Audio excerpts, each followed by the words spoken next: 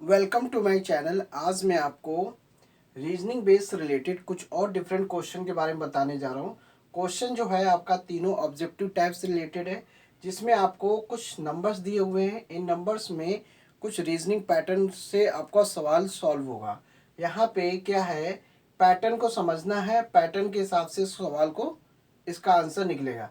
पहला नंबर जो दिया है पहले क्वेश्चन में 6, 12, 10, इसका ये जो नंबर नीचे जो दिया है 720, फिर उसके बाद 8, 9, 5, इसका जो नंबर दिया है 360 है, फिर 12, 4, फिर क्वेश्चन मार्क और 336 है। अब आपको ये समझना है कि ये जो नंबर है, ये नंबर्स में 720 आया कहाँ से, ये जो नंबर है ये 360 आया कहाँ से, ये जो नंबर है किसका 336 आया है। तो यहाँ पे कौन सा नंबर रखने से जिससे कि ये वैल्यू आ जाएगी, तो आपको कैसे समझना है। यहाँ पे देखिए, सबसे पहली बात ये है कि आप इसको ऐड करेंगे तो 720 आएगा नहीं, यहाँ पे कोई मतलब नहीं है।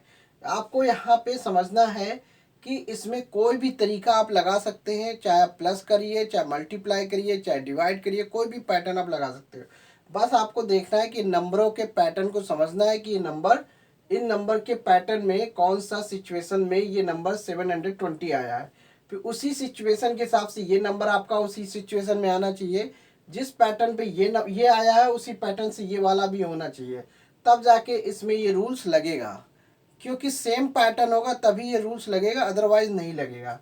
जैसे कि मान लीजिए अगर हमने 12 का 6 का डिवाइड, अगर 6 का मल्टीप्लाई अगर 12 में करते हैं, तो आप ये समझिए 12 6 या कितना होता है, 72 होता है। तो ये मैंने अंदाज़ा कैसे लगाया, क्योंकि यहाँ पे 72 दिया हुआ है। इससे हमें पता है कि 12 का टेबल 6 से मल्टीप्लाई करने पे 72 आता है। अब 72 का मल्टीप्लाई 10 से करते हैं तो आपका आंसर 720 आता है। अब यही क्रिया क्या इसमें भी वही फॉलो हो रही है, तो यहाँ पे देखना पड़ेगा। देखिए 9 8 जा कितना होता है, 9 8 जा होता है 72। अब 72 तो आ गया, लेकिन यहाँ पे 5 है। अब ध्यान से समझना ये है कि अगर 360 है, ये जो 360 आया है, यानी कि 9 8 जा 72 होता है। अब 72 में 5 से मल्टीप्लाई करने पे अगर आंसर यही आ रहा है, तो आपका पैटर्न इसमें लगेगा वही चीज़। 5 2 जा 10, कैरी हुआ 1, 5 7 जा 35, 35 1 जोड़ा 636 आया। तो कुल मिला के ये पैटर्न जो इसमें लागू हो रहा है वही इसमें भी है, यानी कि इन तीनों नंबर का मल्टीप्लाई करने पे ये वैल्यू प्राप्त हो रही है। इसी तरह से इन तीनों नंबर का मल्टीप्लाई करने पे ये वाली वैल्यू प्राप्त होगी। तो यहाँ पे ये चीज़ आपको समझ में आया। तो वही पैटर्न आपको इसमें भी लागू करना है, यानी कि इन तीनों का मल्टीप्लाई करने पे ये वैल्यू आनी चाहिए। अब यहाँ पे देखिए निकालने का तरीका, जैसे कि 12 इंटू 4, अब ये जो क्वेश्चन मार्क है इसको x मान लेते हैं और इज इक्वल टू 336 कर देते हैं। अब देखिए ये जो नंबर है, आप इन तीनों का प्रोडक्ट जो है वो 336 है। अब यहाँ पे इसको सिंप्लीफाई करते हैं। जैसे कि मैंने क्या किया, 4 का डिवाइड हमने इसमें कर दिया है, क्योंकि मल्टीप्लाई वैल्यू दूसरी तरफ जाएगी, डिवाइड में कन्वर्ट हो जाएगी। तो 4 8 जा कितना होता है 32, बचा कितना 1, 4 4 जा 16। अब 12 7 जा कितना होता है 72। देखिए 12 6 जा होता है 72 और 12 7 जा होता है 84। तो ये आपका आंसर सी वाला इसका आंसर होगा, क्योंकि जब इन दोनों तीनों का मल्टीप्लाई करने पे 336 आ रहा है, तो आप इसमें से इसका जो प्रोडक्ट है 336 में डिवाइड कर देंगे तो ये वाली वैल्यू आ जाएगी। यानी कि इन चारों ऑप्शन में से सी वाला ऑप्शन आपका सही है। तो यहाँ पे जगह नहीं थी, तो यहाँ पे हमने नीचे इसको किया।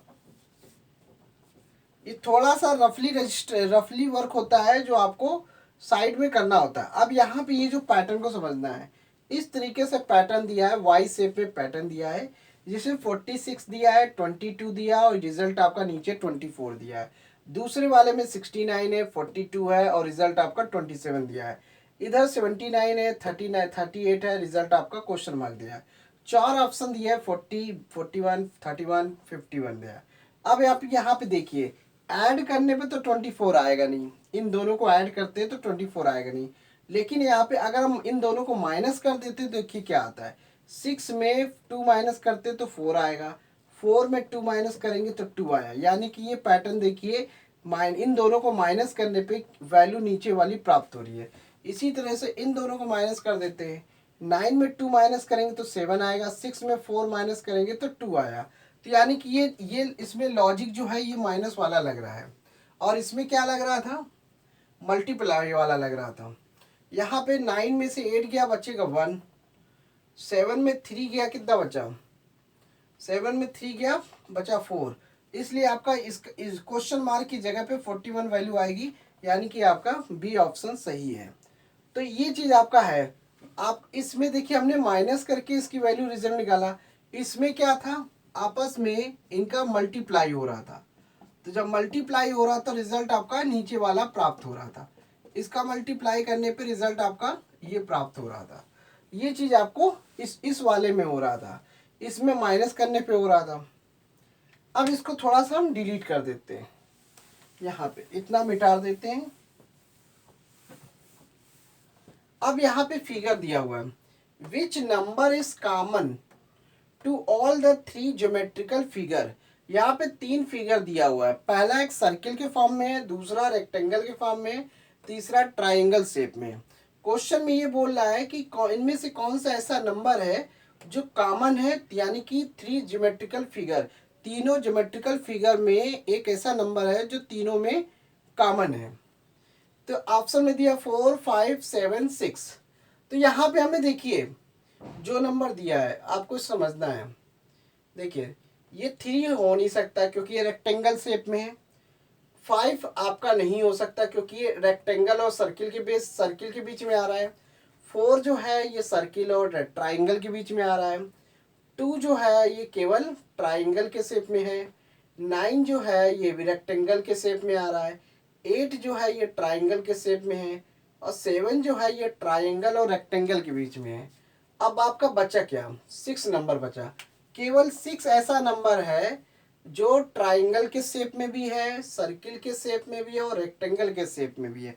यानी कि 6 ऐसा नंबर है जो तीनों फिगर में कॉमन कर रहा है, तीनों फिगर में एग्जिस्ट करता है। इसलिए आपका डी ऑप्शन सही है। तो ये हो गया रीजनिंग बेस से रिलेटेड सवाल। तो इसी तरीके से रीजनिंग बेस के सवाल होते हैं जिसको आसानी से सॉल्व किया जा सकता है, बस आपके इनके पैटर्न को समझना होता है। और किसी किसी में क्वेश्चन फिगर वाला होता है जिसमें इस टाइप से रिलेटेड क्वेश्चन पूछा जाता है, या कॉमन पूछ लेगा, या इन दोनों में से सर्किल में से रेक्टेंगल के बीच का पूछ लेगा, या सर्किल का ट्राइंगल का रेक्टेंगल का पूछ लेगा, या तीनों फिगर में से एक कॉमन नंबर पूछ लेगा। इस टाइप से रिलेटेड क्वेश्चन हो सकता है। तो thanks for watching my video, धन्यवाद।